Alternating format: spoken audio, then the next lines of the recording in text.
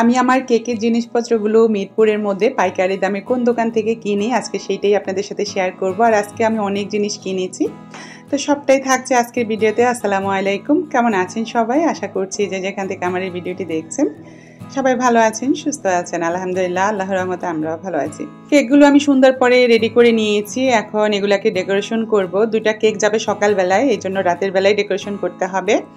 আর এখানে হচ্ছে 4 পাউন্ড, একটা হবে 2 পাউন্ডের আর দুটো হবে 1 পাউন্ড 1 পাউন্ড করে। 1 পাউন্ডের যে দুটো কেক সেটা সকালবেলায় চলে যাবে, এই জন্যই রাতের বেলা করে একদম বক্স করে রেখে দিতে হবে।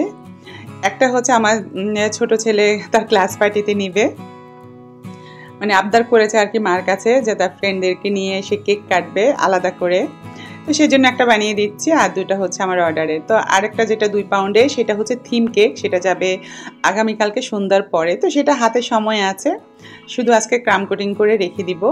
আর আরেকটা হচ্ছে ব্ল্যাক ফরেস্ট, সেটাও হচ্ছে অর্ডারে, তো সেটাও সকালেই যাবে। আর ব্ল্যাক ফরেস্টের যে ডিজাইনটা সেটা আমি আরও একবারও করেছি, তবে ওইটা ছিল আরেকটু বড় কেকের মধ্যে, একই রকম ডিজাইন আর কি, তো সেইভাবে করে দিব। টপারগুলো আমি আগে রেডি করে নিয়েছি। আর চকলেট টপারের কাজ থাকলে কিন্তু সুবিধাই হয়, সহজেই হয়ে যায়। চকলেট মেল্ট করে টপারের মধ্যে রেখে, মানে যেরকম ডিজাইন আর কি সেই টপারে রেখে একটু ফ্রিজে রেখে দিলেই সেট হয়ে যায়।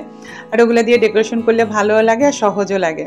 শীতকালে কিন্তু যে কোনো কেকের কাজ করে অনেক বেশি আরাম, ক্রিমটাও শক্ত থাকে, তারপরে হচ্ছে চকলেট সব কিছু খুব মানে সুন্দরভাবে করা যায়। গরমকালে কেকের কাজ, ফন্ডেন্টের কাজ সব কিছু করতে অনেক বেশি প্যারা খাইতে হয়, যেটা শীতকালে আরামে করা যায়। ফন্ডেন্ট দিয়ে কাজ করলেও কিন্তু শীতকালে খুব সুন্দরভাবে করা যায়। এই যে থিম কেকটাও কিন্তু আমি এখন কোটিং করে রাখবো, এটাও চকলেটি কেক ছিল, মানে চকলেট কেক ছিল, এটা কোটিং করে রেখে দিব। এটা কাজ করব সবটাই আগামীকালকে, আজকে আর এটার কোনো কাজই করব না। আর মিশেলের জন্য যে কেকটা করেছি সেটা আমি গানাশ দিয়ে পুরোটা কাভার করে নিয়েছিলাম। তারপরে হচ্ছে এই যে আলাদা করে চকলেট গ্রেট করে নিয়েছি, সেটা এখন লাগিয়ে দিচ্ছি। তো যেহেতু বাচ্চারা খাবে, আর বাচ্চারা কিন্তু বেশিরভাগই চকলেট কেকটা অনেক বেশি পছন্দ করে, তো আমি একদম চকলেটই করে দিয়েছি। আর উপরে এই যে নজলের একটা কাজ দিয়ে আবার উপরে হচ্ছে গানাশ দিয়ে দিলাম। আর এই যে এই কেকটার ডিজাইন তো আমাকে দিয়ে দেওয়া হয়েছে, আমি সেইভাবে গানাশ দিয়ে দিলাম। তারপরে হচ্ছে টপারগুলো করে দিচ্ছিলাম। আর এভাবে টপার বসিয়ে দিলে কিন্তু তাড়াতাড়ি কেক ডেকোরেশন হয়ে যায়, দেখতেও ভালো লাগে। তো এখানে আমি 3 রকমেরই হচ্ছে টপার দিয়েছি, তারপরে পাশ দিয়েও 4টা টপার বসিয়ে দিলাম। আর উপরে কিছু চকো চিপস দিব, তারপর হচ্ছে গ্রেট করা চকলেট, এগুলো দিয়ে ডেকোরেশন কমপ্লিট করে বক্স করে রেখে দিব। আর কেকগুলোর ডিজাইন কিন্তু সহজে ছিল, কিন্তু করার পরে দুটো কেকেই সুন্দর লাগছিল আর কি। আর এই যে পরের দিন আমি দুপুরের দিকে চলে আসলাম আমার কেকের জিনিসপত্র কিনতে। এমনিতে আমি দেখা যায় ওনার ভাইয়াকে বললে পাঠিয়ে দেয়, তো আজকে আমি অনেক জিনিস কিনতে হবে টুকিটাকি, সেজন্য আমি নিজেই চলে এসেছি। কারণ হচ্ছে টুকিটাকিগুলো এইভাবে বলা যায় না মোবাইলে, তার থেকে হচ্ছে নিজে মানে এসে কিনলে ভালো হয়। তো ভাইয়াকে ফোন দিয়েছিলাম যে কখন থাকবে, তো ভাইয়া বললো যে আপনি আসেন, সমস্যা নেই, আমি থাকবো দোকানে। তারপরে এসে দেখি যে ভাইয়া নাই, তো আমি একটু ভিডিও করে নিচ্ছিলাম। এটা হচ্ছে মোহাম্মদিয়া মার্কেট, আর হচ্ছে যে মোহাম্মদিয়া মার্কেটের পরে যে কাঁচা বাজার, সেটার মাঝখানের একটা গলিতে, একবারে হাতে মানে ঢুকলেই পেয়ে যাবেন দোকানটা। এখানে কেকের সব জিনিসপত্র পাওয়া যায় পাইকারি দামে। আমার কাছে তো পাইকারি দামেই রাখে, যেহেতু আমি একসাথে অনেক টাকার জিনিস কিনি, 8-10 হাজার টাকার জিনিস কিনি আমি একসাথে।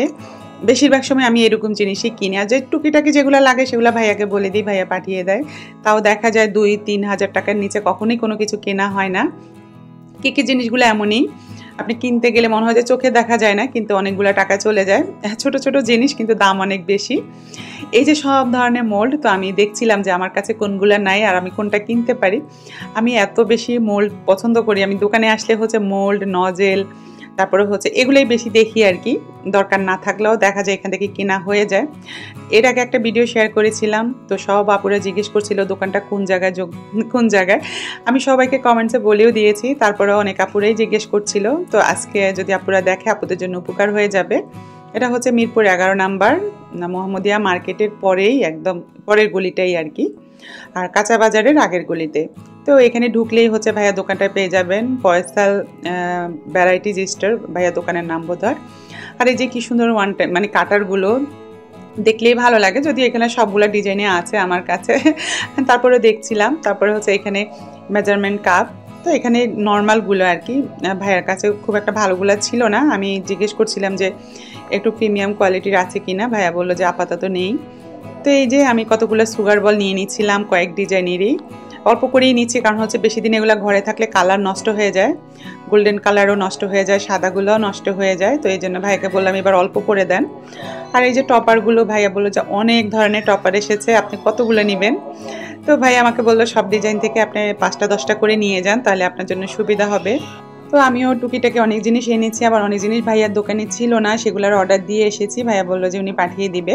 আর এই যে ভাইয়া যে লিস্টটা লিখেছে সেটা দেখছিলাম, তো মনে হচ্ছে যে কত টাকা যেন বিল আসে আল্লাহই জানে।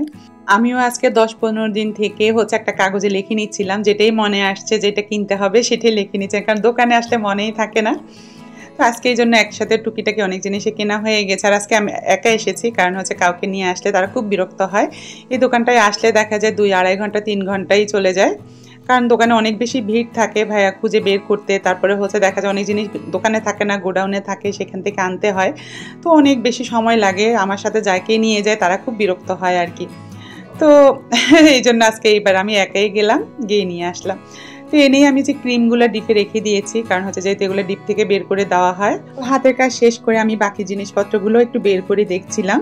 প্রথম যখন কেক বানানো শুরু করেছিলাম তখন আমি সবসময় গুলশান ডিসিসি মার্কেট থেকে জিনিসপত্র কিনতাম, কিন্তু ওখানে যাওয়াটা আমাদের মিরপুর থেকে অনেক বেশি প্যারা, আর সময় লেগে যায়। তারপর হচ্ছে এক এক দোকানে এক এক রকম দাম রাখে, বা জিনিসপত্র এক এক কোয়ালিটির। তার থেকে আমার এই দোকানটা পেয়ে গিয়ে আমার জন্য অনেক বেশি সুবিধা হয়েছে। আর ভাইয়ার ব্যবহারও অনেক বেশি ভালো, মানে কিনে ভালো লাগে আর কি। তো আমি শুধু বলে দিই ভাইয়া দাম কিভাবে রাখে না রাখে আমি একটু দেখি না, তো পরে দেখলে মনে হয় যে না কিছুটা কম রেখেছে ভাইয়া। আর কেকের জিনিসপত্র এমনিতে এখন কিন্তু অনেক বেশি দাম বেড়ে গিয়েছে, তো সেইখান থেকে যদি কিছু একটু কম পাওয়া যায় তাহলে তো ভালোই লাগে নিজেদের কাছে আর কি। তো যাই হোক, এই যে সব কিছু বের করে দেখছিলাম। আর আমার পন্ডেন্ট বানানোর জন্য অনেক জিনিস লাগতো, যেহেতু আমি পন্ডেন্টটা নিজেই বানাই, তারপরে হচ্ছে টপার রেডি করি। তো এই জন্য আমার হচ্ছে আইসিং সুগার লাগতো অ্যাঙ্কারের, তো সেগুলো নিয়ে এসেছি 3টা। আর আমি কিন্তু কেকে যে আইসিং সুগারটা দিই সেটা হচ্ছে চিজের আইসিং সুগার, আর অ্যাঙ্কারেরটা আমি শুধু পন্ডেন্ট রেডি করি আর কি। আর কর্ন সিরাপ দেখা যায় ছোট ছোট করে আনলে অনেক টাকা পড়ে যায়, এই জন্য কর্ন সিরাপের পুরো একটা বোতলই নিয়ে এসেছি, এটা 700 টাকা পড়েছে। আর ডার্ক চকলেট 2টা নিয়ে এসেছি, কারণ চকলেটটা বেশি যায়, এগুলো দেখা যায় কয়দিনেই শেষ হয়ে যায়। তো ডার্ক চকলেট দিয়ে আমি যেহেতু গানাশ দিয়ে হচ্ছে ক্রিম রেডি করি, আবার গানাশ দিয়ে সুগার সিরাপও রেডি করি, এই জন্য আমার দেখা যায় চকলেট বেশি লাগে। তো এই যে ক্রিমগুলো বের করে একটু ভিডিও করে নিচ্ছিলাম।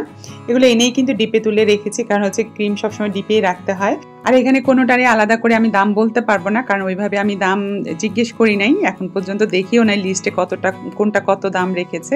আর আমরা যেহেতু মিরপুরের এই দিক থেকে গুলশানে যেতে অনেক বেশি সময় লেগে যায়, বা সারাদিনের একটা ধকল, সেখানে যদি একটা এরকম দোকান পাওয়া যায় আমাদের জন্য অনেক বেশি সুবিধা হয়ে যায়। আর আমাদের যারা আমরা কেক নিয়ে কাজ করি, আমাদের দেখা যায় আজকে এটা লাগে, কালকে ওইটা লাগে, দেখা যায় কোন সময় কোনটার অর্ডার চলে আসে সেটা সবসময় ঘরেও থাকে না, সেগুলোর জন্য আবার দৌড়াতে হয়। তো এরকম আশেপাশে একটা দোকান থাকলে অনেক বেশি সুবিধা হয়ে যায়, তো আমার জন্য তো অনেক বেশি সুবিধারই হয়েছে। তো আপনারাও চাইলে মিরপুরের মধ্যে যারা আছেন তারা এই দোকানে যেতে পারেন। এগুলো সব এখন গুছিয়ে রেখে আবার কেক বানানোর কাজে লেগে পড়তে হবে। গতকালকের যে কেকটা আমি 2 পাউন্ডের কেকটা ক্রাম কোটিং করে রেখেছিলাম সেটারই ডেকোরেশন করব। এটা ছিল ঘড়ি থিম কেকের। এই টপারগুলো বানাতে আমার পাক্কা 4 ঘন্টা সময় লেগেছে। এত ছোট ছোট জিনিস যেগুলো হাতে ধরা যাচ্ছিল না। তো এই যে বানানোর পরে আবার এগুলাকে হচ্ছে জায়গা মতো বসানো, তো সেটা আমি নাফিসের হেল্প নিয়ে করছিলাম। নাফিস আমাকে বলে বলে দিচ্ছিল।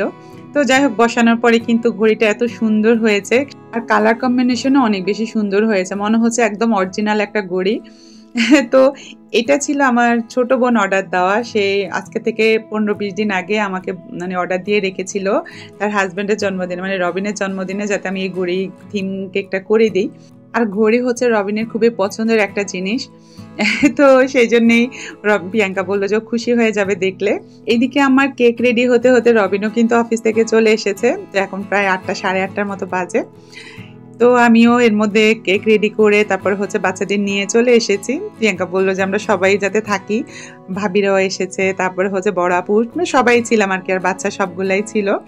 তো রবিনা আরও কেক নিয়ে এসেছে, ওর অফিস থেকে পাঠিয়েছে। তারপরে হচ্ছে এইদিকে রাইডাররা ওর বার্থডেতে সবাই পাঠায় কেক, তো 8-10টা কেক হয়ে যায় আর কি। তো একটা একটা করে আসতেছিল, আমরা ওইটাও কেটে নিচ্ছিলাম, এমন অবস্থা। তো আমারটাই সবাই অনেক পছন্দ করে খেয়েছে। প্রিয়াঙ্কার শাশুড়ি মানে আন্টি আমার কেক অনেক বেশি পছন্দ করে। আন্টি হচ্ছে প্রিয়াঙ্কাকে সকালে ফোন দিয়ে বললো তোমরা যদি কেক কাটো তাহলে আমি আসবো। তো প্রিয়াঙ্কা বললো হ্যাঁ আম্মু কেক কাটবো, আপনি আসেন। তো চলে আসলো আন্টি সোমবারই বিকালের দিকে আর কি কেক খাওয়ার জন্য। এই যে ওগুলো কাটার পরে এই যে এখানে আবার আরেকটা কেক পাঠানো হয়েছে, এটা ম্যাঙ্গো ফ্লেভারের ছিল। তো এটাও রবিন কেটে নিচ্ছিল। তো বাচ্চারা তো সবগুলো কেক অনেক মজা করে খেয়েছে। এই তো আজকে এই পর্যন্তই, আল্লাহ হাফেজ।